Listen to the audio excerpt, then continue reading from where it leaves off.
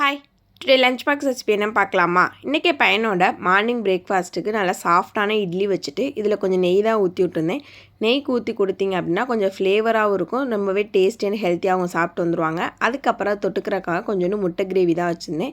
வீட்டில் குலோப் ஜாமுன் பண்ணியிருந்தேன், அதை அவன் கேட்டனால அவன் ஸ்கூலுக்கு பேக் பண்ணிட்டேன். குலோப் ஜாமுன் ரொம்பவே சாஃப்டாக ஜூஸியாக விரிசல் இல்லாமல் வரணும்னா நீங்கள் மாவு பிசையும் போது கொஞ்சோண்டு பால் ஆட் பண்ணி பிசைஞ்சுக்கோங்க. அதுக்கப்புறம் ஜீரா பாகு நல்லா ஆறுனதுக்கு அப்புறமா நீங்கள் ஜாமுன் போட்டு ஊற வச்சிங்கன்னா எந்த ஒரு விரிசலும் இல்லாமல் ரொம்பவே சாஃப்ட் அண்ட் ஜூஸியாக இருக்கும். அப்படியே வாயில் போட்டோன்னே மெல்ட் ஆயிரும், அந்தளவுக்கு டேஸ்ட்டு சூப்பராக இருக்கும். ஒன்ஸ் வேணால் ட்ரை பண்ணி பாருங்கள். நெக்ஸ்ட் என் ஹஸ்பண்டோட மார்னிங் பிரேக்ஃபாஸ்ட்டுக்கு வேர்க்கடலை தான் வேக வச்சு வச்சுருந்தேன். இதில் ப்ரோட்டீன் நிறையாவே இருக்குது. ஹஸ்பண்டோட ஆஃப்டர்நூன் லஞ்ச் பாக்ஸுக்கு நல்ல சுட சுட சாதம் வடிச்சிட்டு இன்றைக்கி ஒரு மட்டன் கிரேவி டேஸ்ட்டில் முட்டை குழம்பு தான் வச்சுருந்தேன். நீங்கள் இந்த மாதிரி உடச்சி ஊற்றி முட்டை குழம்பு வைக்கும்போது இதில் கொஞ்சோண்டு முந்திரி பருப்பு தேங்காவை அரைச்சி ஊற்றி வச்சிங்கன்னா டேஸ்ட்டு சூப்பராக இருக்கும். இந்த முட்டை குழம்புல நான் புளிலாம் ஆட் பண்ண மாட்டேன். ஸோ தக்காளி கொஞ்சம் நீங்கள் நிறையா சேர்த்து வச்சிங்க அப்படின்னா டேஸ்ட்டு சூப்பராக இருக்கும்.